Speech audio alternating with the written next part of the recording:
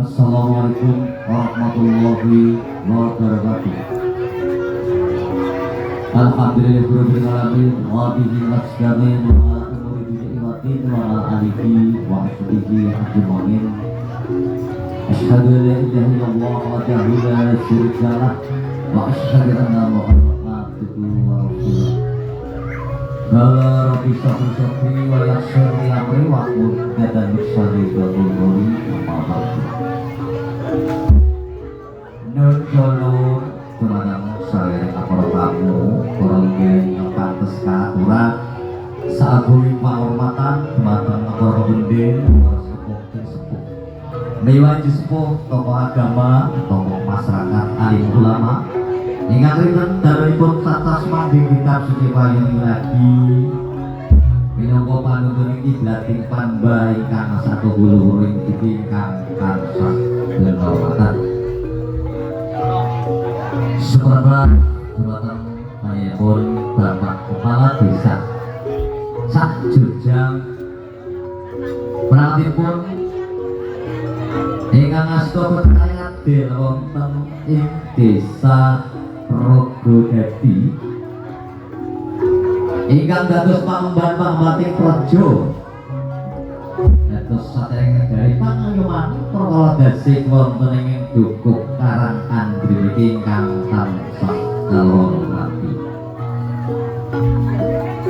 Matur gunging paun dumateng panjenengan sedap besaripun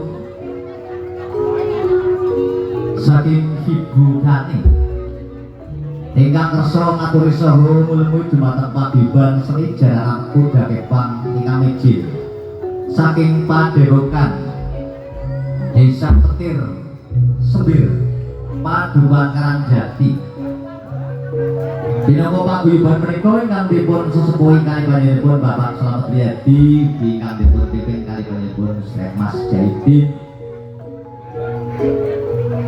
wonten ing siang punika kawula saperlu tepet ngereganaken wonten hajat walimanipun segenap kelur kepadanya panjenenganipun Ibu Kanisa kawarganipun ingkang berbagai mawon mentas pitulus molong-molongaken putra lan putrinipun punika Dimas Bagus Karsung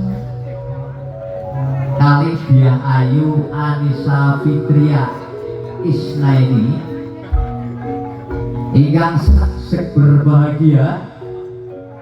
Mugi-mugi anggenipun badhe bangun isma bangun rumah tangga dados keluarga ingkang berbahagia dados keluarga ingkang sakinah mawaddah warahmah. Allahumma kawula saking keluarga besar Sekar Rama Putri anak munggah tumut ndongaaken dumateng pinanganten sarebet ingkang sampun dipun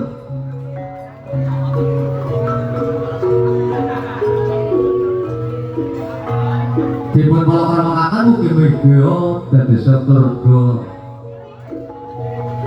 ingkang berbahagia rukun sentosa minik mintuna.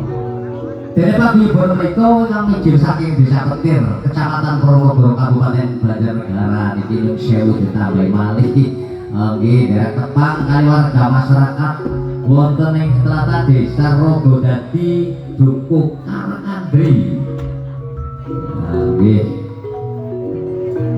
Kecamatanipun Buayan Kabupaten Kebumen.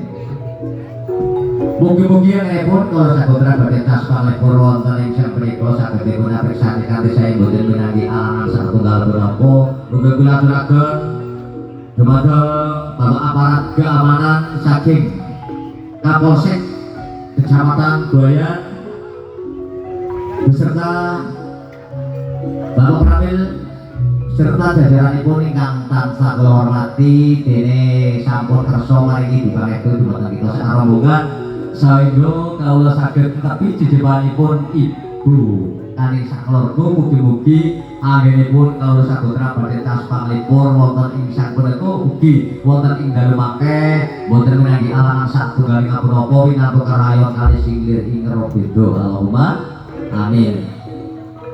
Wabil khusus budaya aturaken mugi dumateng pertamu ingkang beliau kalau ngaturaken super tamu lan super pelenggahan kaliyan rapi pasukan disediakan seberapa dumateng para pamirsa sedaya kakung sumaputri boten kaliji.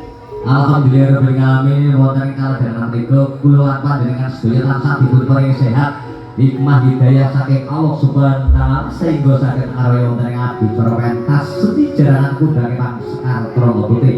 Ananging mbok beli mangke dalan salatipun saking para laras menestri yang kirang nuju prono untuk manipun para panjenengan sedaya boten namung kala nyambungi samudra panuwun dumateng para seniman seniwati wonten ing Kuban Desa Rogodadi ugi wonten ing Gubuk Karang Aden iki.